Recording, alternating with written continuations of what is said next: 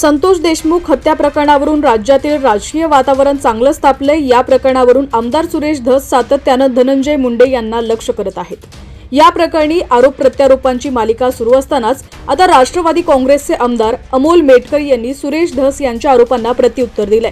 तसंच संतोष देशमुख यांच्या हत्येपूर्वी वाल्मिक कराड आणि सुरेश धस संपर्कात होते असा दावाही त्यांनी केलाय। एका वृत्तवाहिनीशी बोलताना त्यांनी या संदर्भात प्रतिक्रिया दिलेली आहे। काय म्हणाले अमोल मेटकरी पाहूया। त्याआधी तुम्ही HPN मराठी न्यूज चॅनल पहिल्यांदाच पाहत असाल आणि अजूनही चॅनलला सबस्क्राइब केलं नसेल तर नक्की सबस्क्राइब करा, जेणेकरून आमचे अपडेट्स लवकरात लवकर तुमच्यापर्यंत पोहोचतील।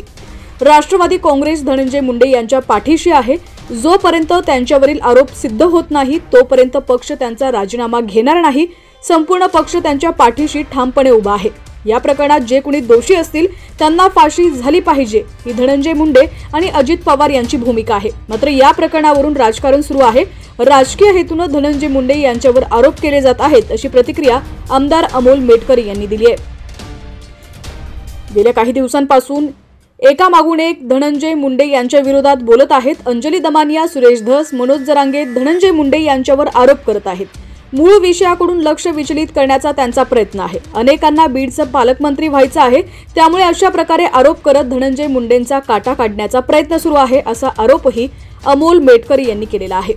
सुरेश धस जर आमच्यावर आरोप करत असतील तर आमच्याकडेही बोलण्यासारखं खूप काही आहे।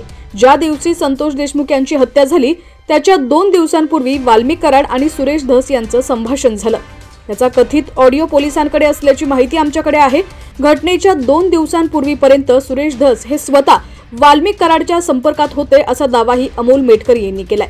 तसंच जर वाल्मिक कराडचा खून किंवा खंडणी प्रकरणात दोषी असेल तर मग सुरेश धस यांची चौकशीही करायला पाहिजे अशी मागणीही त्यांनी केली आहे।